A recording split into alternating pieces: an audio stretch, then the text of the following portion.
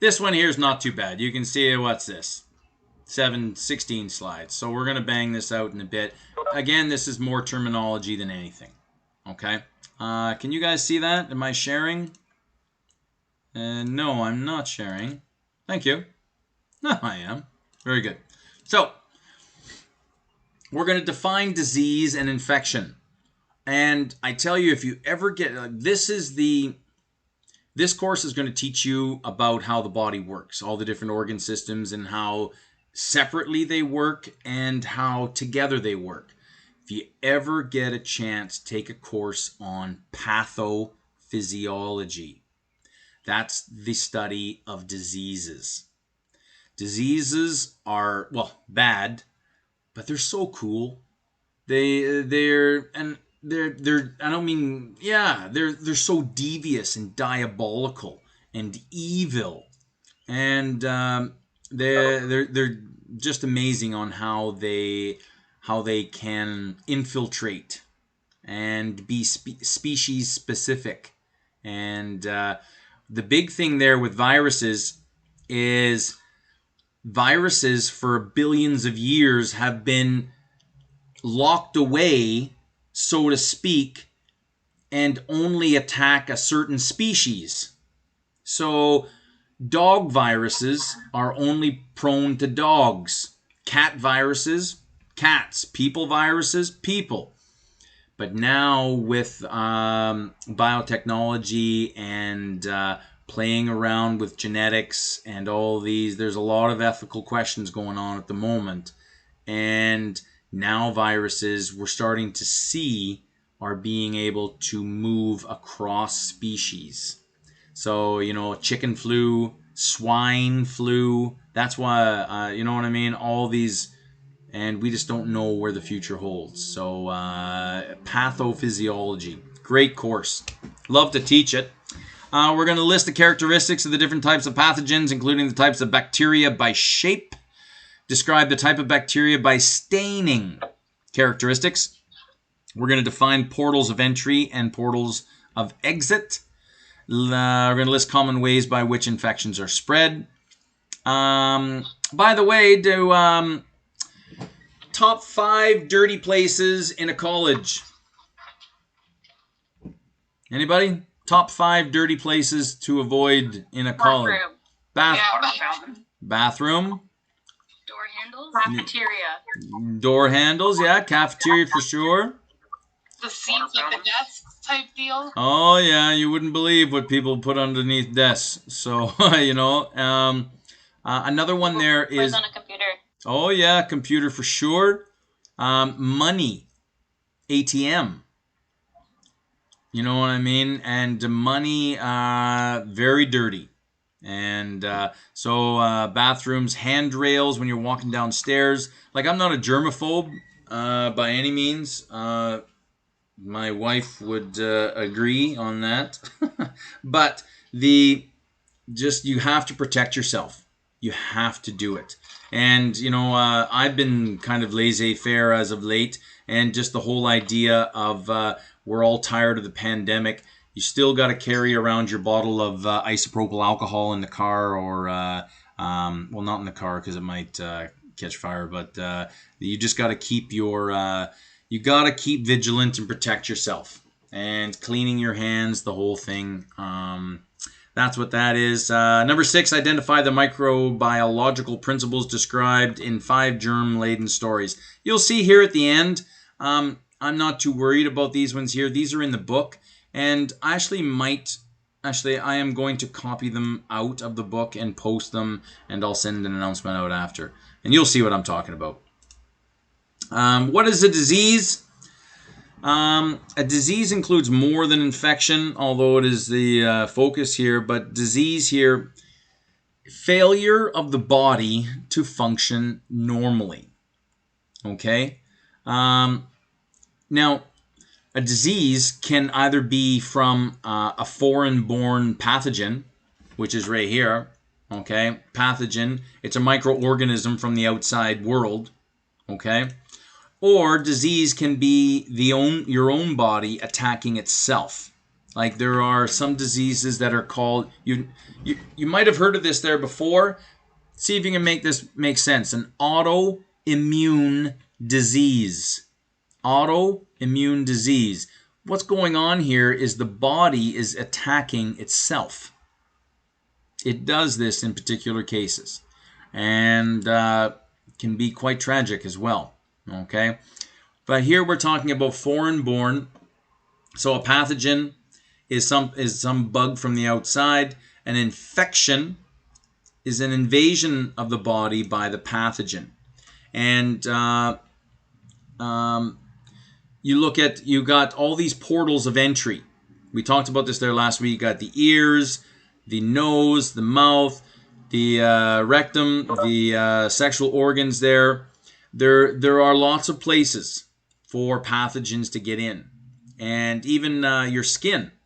Your skin, we'll get into the skin there, but the skin is the number one protector. You've got this dead layer of skin cells that slough off about every 6 weeks, and you get new skin. And by the way, most dust that you sweep up on the floor is not dust, it's skin cells. And another statistic there, a bed, like if you have a 20-year-old bed, you brought it in 20 years ago, it weighed 80 pounds. Now this 20-year-old bed probably weighs about 300 pounds because that's dead skin cells. You're making me sick. Well, hey man, where you guys are going? Oh, sorry, well watch out, man. You can't be under there. Sorry, buddy. Did you get whacked? Oh, poor dog, eh? Well, watch yourself. I'm sorry. Yeah. This is pathogens, and they are nasty, and they'll try and get in any way possible, and all they need is one. Localized, restricted in a small area. This is a good word, systemic. It's another word for body. So if there's a systemic problem, it's a body-wide problem. Systemic means body. So an infection can either be localized in a small area, okay? Like maybe you ripped off a bit of your nail and now you've got a bit of a fungal growth under your nail, or you got something going on there. It's localized. Systemic, now you're talking it got into the bloodstream and now Bob's your uncle. Where is it going to go? Okay. Types of pathogens, we've got bacteria, viral, fungal, protozoa, worms, arthropods. Now, where I like to function is in these guys here, bacterial, viral, fungal infection, okay? And you'll see here, bacterial infection, and you think that 100 years ago, and I mean 100 years ago, if you got, what's the word I'm looking for? Why is it not coming to me? You got a cavity, where, bacteria, the acid produced by digesting the leftover food in your mouth. The bacteria produce acid, which wears away the enamel of your teeth. So now your teeth have a hole in them, and now you've got an opening there to the blood vessels underneath the teeth. So this is 100 years ago, a bacterial infection could, and in a lot of the cases, did kill people. And one of the big problems, one of the good things that came out of the early 20s there a century ago was the discovery of penicillin. These drugs here that they're antibiotics, right? Antibiotic. It's antibacterial. Okay? And antibiotics only kill bacteria. Antibiotics don't touch anything else. And you'll see here that you've got, these are bacterial infections. Here we've got, these are the cocci form. Diplococci, streptococci, staphylococci. Staph, strep throat, these kinds of things. You've got this kind of bacteria, which is called bacilli. These are rod-shaped. You've got curved bacteria. Okay?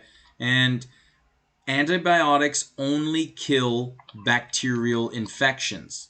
So if you get a virus, and this is one of the things that makes me mad about doctors, is that let's say you come in and you have a viral infection. You got, I don't know, the flu or something. You know what I mean? You got the viral infection and a virus of some kind. The doctor will give you antibiotics. Well, it doesn't really make any sense because this is a virus. And if a bacteria was the size of a truck, a virus would be the size of a blade of grass. That's how big and small bacteria and virus are, generally speaking. Again, if a bacteria was the size of a truck, a virus would be a blade of grass. Okay? So the two aren't even in the same ballpark. And the problem with antibiotics is that we are running out.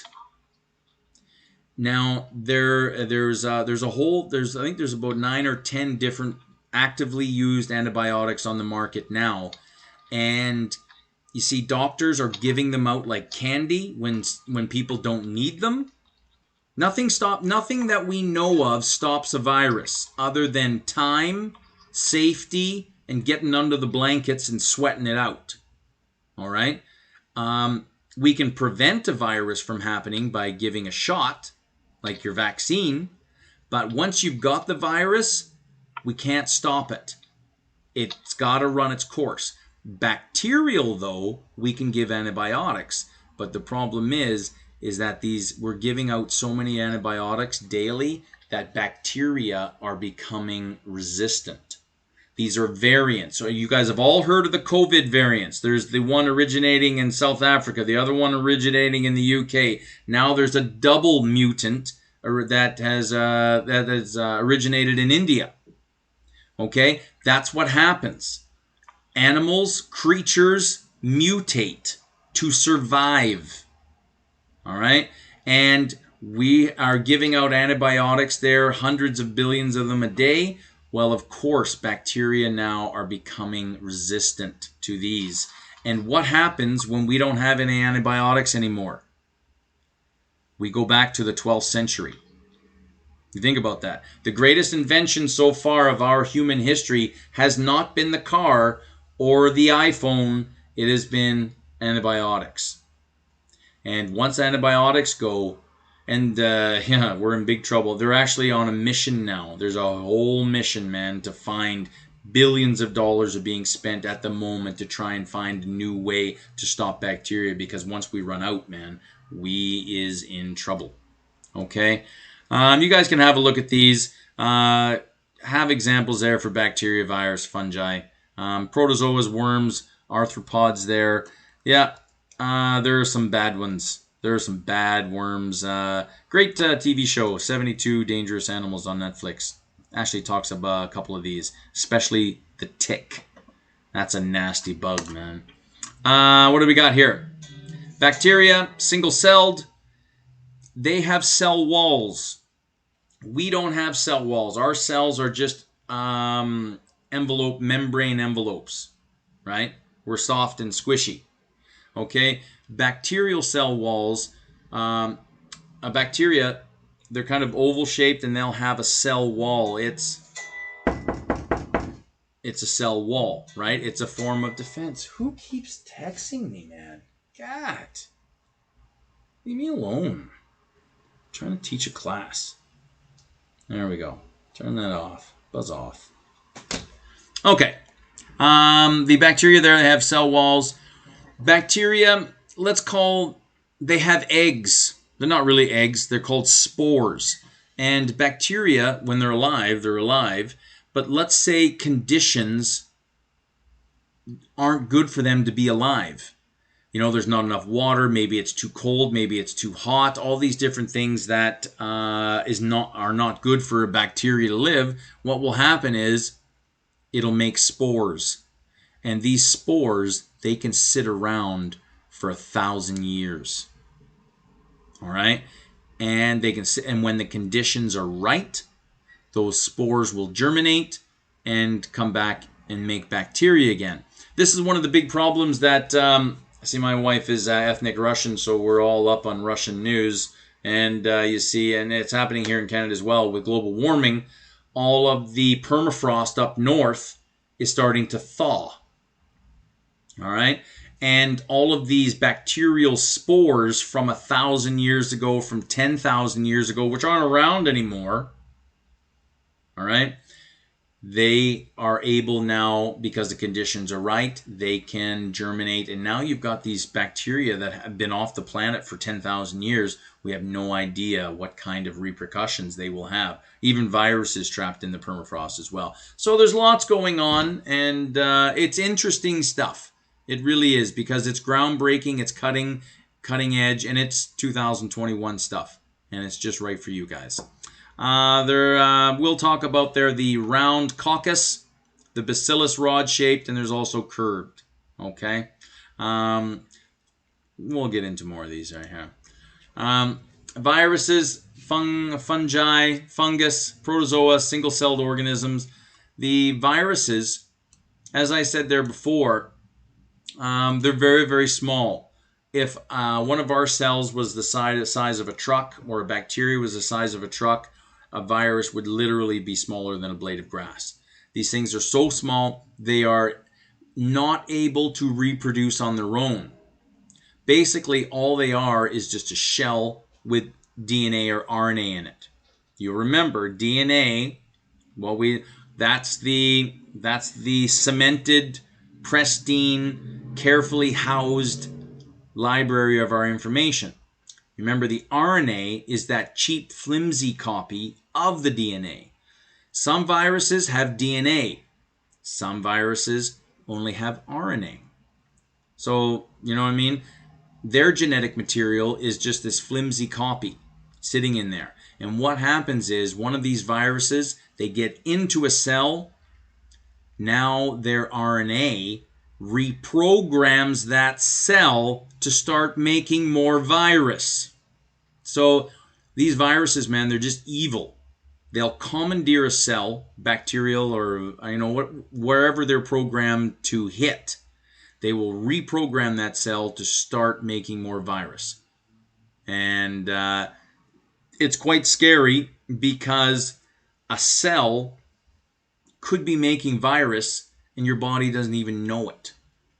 And then all of a sudden this cell bursts, and now you've got 1,000 viruses, and they're all going into other cells now. And by that point in time, the body is now inundated and is going to have trouble fighting off these viruses. So that's when viruses are bad stuff. Fungi. These are mushrooms. Oh yeah, man, they can cause big problems too. You guys have all heard of black mold in the house, okay? Where water will get in behind the drywall there, and it'll just sit there and fester, and it's perfect for fungus. There's no light. They can just grow in there, and that'll cause massive lung infections. Protozoa, they are single-celled animals. They don't hang out in groups. They don't hang out together, and some of them there can be pretty bad as well. Okay, amoeba, these things there. There's a bad one that rears its head. I think, and I was reading about it in Florida there, these brain-eating protozoa, amoebas. People go swimming into a backyard pond, and then they've got these amoebas in there. Man. Yeah, bad stuff. Worms, there's round or flat worms there. They can get in through the anus there, or even through the penis, the vagina, and they can come all out, and they'll sit in the worm. It's called ringworm. The rings around. You can Google these and you can see. And I was reading there 2 weeks ago that the guy was in a village there in Northern Africa, somewhere over there, and there was a village that was just plagued with these worms, and there was one lady there that had over 2,000 worms, parasitic worms in her, basically eating her alive, and she couldn't do anything about it. You give her some medicine there, and in 3 weeks later, she's running around. So it's some of these, man, they're just bad, and these are all parasitic. So we got arthropods here. These are animals there with joint legs. I'm not worried. I wouldn't ask you anything on arthropods anyway. I wouldn't ask you anything on worms. But where my focus is bacteria, virus, and there might be a fungal, maybe an amoeba. But don't worry about worms or arthropods. These guys here, staining. There will be a question or two on this. It's not too bad at all. Bacteria can either be when you stain them, because all these cells, when you look at them under a microscope, we can't see them. They're just so small. There's no pigment because they're so small. And what we do is we'll drop a little bit of stain. And I mean stain. It stains your fingers. And you drop it onto the slide. And now you put it on, and you can actually see these guys. And there's what we call gram-positive bacteria, which stain purple or blue. There are gram-negative bacteria that stain pink or red. Okay? And because most bacteria are either gram-positive or gram-negative, this gram staining is an important first step in identifying the organisms. So we can't tell what you have, what infection you have, until we stain it. And then now that'll tell us what kind of remedy we can do. Okay, there's acid-fast stain, okay, which is red. And then, we take a swab. Your doctor will take a swab of your mouth there. I mean, maybe you have an infection here in your throat, and he'll take a swab of it. And then what they'll do is they'll send that to the lab. Well, what they'll do is they'll take a petri dish, and they'll take that swab and they'll run it all over the petri dish, close it up, put the petri dish into about a 25-degree fridge. It's not a cold fridge, it's kind of a warm fridge. And then these bacteria will grow. And then we take a sample of it, look at it under a microscope. Oh, this guy's got Staphylococcus here. Give him penicillin 2 doses 3 times a day, and there we go. He'll be ready to go in a week. That's how it's done. Okay? And we call this a culture. When we take a swab of a bacteria or any type of cell, we put it into a petri dish, let it grow. Now we have a cell culture. And the pathogen sample collected and grown in a medium, and now we can identify what this is. Okay? The spread of infection, portals of entry, respiratory tract, it's a big one. Okay, breathing things in, gastrointestinal tract, okay, eating, that whole thing. Bugs do get in. We do get food poisoning, right? Because the bacteria can't get through the acid in the stomach, but what happens is that poison, the toxins from these guys here, like the bad one, it's called botulism. If you got a can of soup or a can of beans or something, and you put the can opener to it and you open it, and if this thing goes psh, like you're opening a can of Coca-Cola or Pepsi, throw that out immediately, because that's botulism. That'll kill you in about 6 to 12 hours. Okay, it's a bad one. I don't really like that word, genitourinary. Here we're talking about the penis, the vagina, the urinary tract, okay, the urethra, which we'll get into. I think that's like week 11, but that is another portal of entry for bugs to get in. Okay, the urethra in the man is longer, okay, because of the penis. But the urethra in the woman is smaller, so there is more of a chance of a urinary tract infection in women than in men. And there's another mode of the way the bugs can get in. Okay? The eyes. Your eyes are always wet, they're moist, they're warm, and they're just sitting there, right? So that's another reason to be careful there for bacterial infections. Your tears actually have an antibacterial agent in them, but sometimes it doesn't stop everything. Your skin, if you get a cut in your skin, okay, now you're prone to an infection.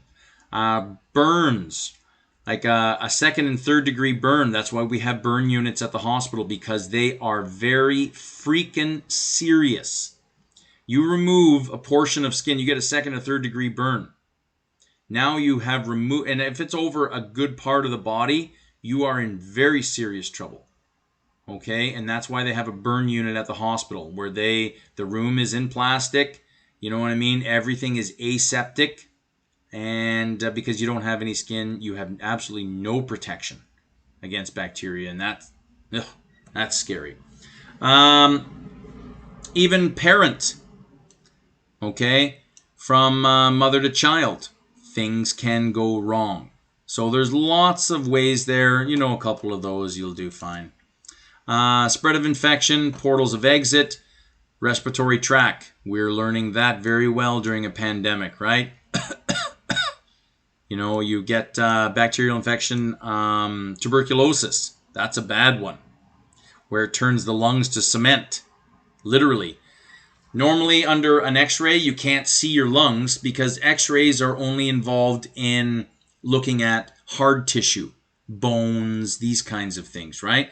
You use an MRI, that is used to look at soft tissue, organs, skin, these kinds of things, right? But if you have a bad case of TB, they'll throw you on an x-ray and you'll see little pockets of cement, where now tuberculosis, the damage caused by tuberculosis, now is comparable to bone. It's solid, lumps. Now you can see TB under an x-ray. Ugh, it's horrible stuff. But again, the gastrointestinal, the sex organs, eyes, skin, and breast as well.